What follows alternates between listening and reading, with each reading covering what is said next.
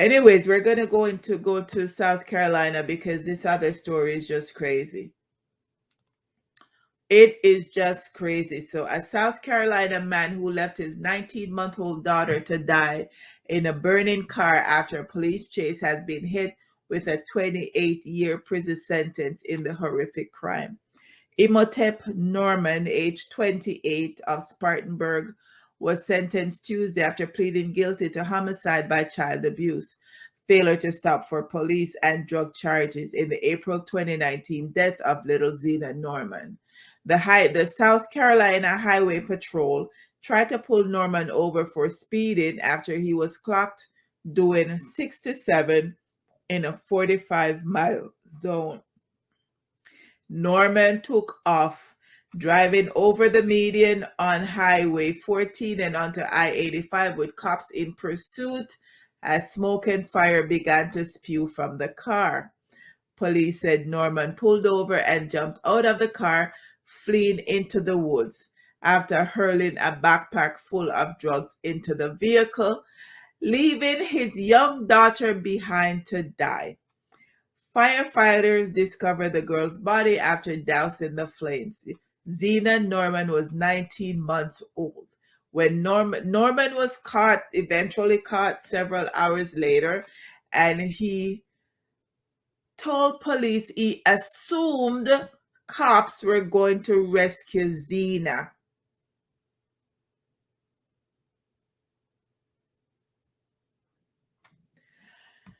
How many years would he have gotten if he had stopped? Probably about the same amount of years, but his daughter would have been alive. No, his daughter dead.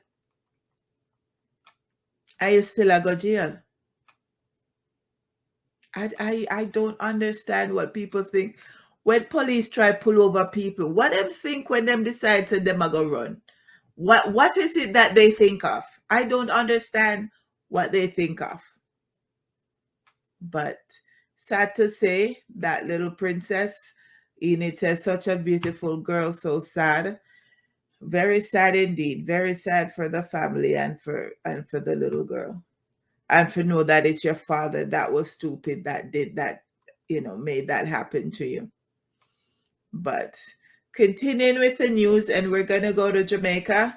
The Ministry of National Security will be rolling out the pilot of its electronic traffic ticketing system in late November. Now, I wonder if when this is implemented, if the cops will still tell you left or right, because they're famous for telling you left or right. So I'm wondering if this system will deter them from doing that, or they'll find a way around it. So the e-ticketing application is expected to replace the existing manual traffic ticketing system used by the Jamaica Constabulary Force. Chief Technical Director with responsibility for security risk reform and transformation policy division in the Ministry of National Security. Damn, that's a long title. Delroy Simpson. Holy crappy. Chief Technical Director with responsibility for security, risk reform, and transformation policy division in the Ministry of National Security. Delroy Simpson told JS News that the application will remove the element of human error that occurs with the manual system. Currently, when a police officer stops a motorist, he pulls out a ticket book and writes a ticket for the offense. The officer has to write the type of offense, the motor vehicle particulars, and the date of the offense. After this process is completed, then the data entry operators have to enter the ticket information into a database. In those two processes, you can have errors. For example, the officer can make an error with the name of the offender and so on, Mr. Simpson said. He explains that the manual system was not foolproof. More errors can be introduced by the data entry operators. Where errors are introduced, this will create a problem with tax administration, Jamaica, and similarly the court system. The system can reflect that the ticket has not been cleared, and there are cases where warrants are issued for persons to be arrested, and when they turn up in court, they produce evidence that they have paid the ticket. They're saying that the electronic system will be easy to handle. He notes that the new system will result in greater coordination and collaboration for institutions that are involved with processing traffic tickets. Apparently, the JCF, the Tax Administration, Jamaica, the Island Traffic Authority, and the courts will all be notified immediately.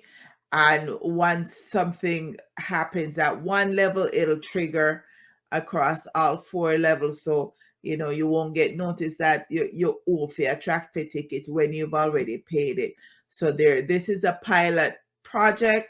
It started in November, and it'll be on for 3 months. And then once that happens, then they'll decide where to roll it out. Right now, it's just mostly in Kingston and the metropolitan area surrounding Kingston. And then they'll decide to roll it out across the country. So we'll see what happens with that. Let's see. Lindsay laughing. Lindsay said they can still get away with it, just don't write the ticket. Exactly. So we'll see how that goes. And we're gonna come back to Ontario, and the Ontario government is investing $75.1 million over the next 3 years to fight gun and gang violence in the province. Premier Doug Ford made the announcement in Etobicoke on Tuesday, saying that he hopes the funding will disrupt the drug supply chains and help investigative support. This is about keeping our community safe. This is about keeping our children safe. These initiatives will disrupt gang activities and the drugs and human trafficking that fund these criminal elements. The funding will be used to establish an Office of Illicit Drug Intelligence to prevent cross-border human trafficking and the trafficking of drugs and guns, as well as a new gun and gang mobile prosecution unit that will prosecute major gun and gang cases from the moment charges are laid in priority regions across the province. We're also investing money to assist with firearms analysis and tracing, allowing for the timely identification of gun traffickers, their networks, and smuggling routes. I thought we already had a guns and gang task force. Was it Doug Ford that got rid of it? Or was it the other? I can't recall who got rid of that, but we did have a guns and gang task force already. And let's not forget that it was our illustrious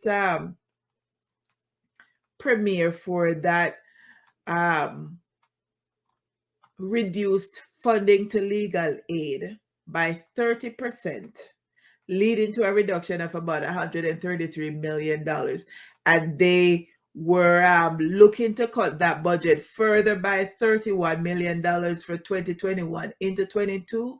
But because of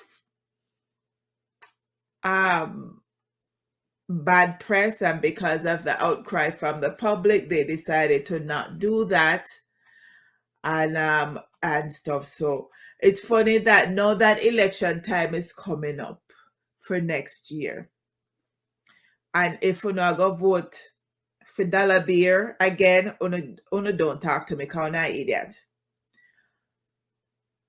It's funny that with election coming up next year, that all the things that he took away when he came into power, he's now putting back into the system to make it look like it's a new system. But if you follow the things that he did when he started, these are processes and things that he took away. It's like when you grow up, your parents take away a toy from you, and then when you misbehave, your parents take away your toy, and then when you behave properly, then give you back the toy. That's the same thing he might do. When he came in, he took away stuff. I know that election is coming up. He's giving you back. He's telling you that he's going to give you back the things he took away from you. So I don't know. We'll see what happens with that. So Enid says same. So Lindsay said, but he did not invest in the at-risk communities. Of course not. That would be too logical. And both goes hand in hand. Of course, you have to give kids something to do. You have to give them a place to play. You have to give them job opportunities. You have to give them an outlet in order for them to not go down the crime spree, the road of crime. If they're not booking client, pay for them to go to trades. There's a lot of trade jobs out there. There's a lot of trades out there making over 100,000 a year, and there's not enough people to fill those jobs. So pay for those kind of things. But investing in the police side of it and not investing in the community side of it is stupid. It is stupid. So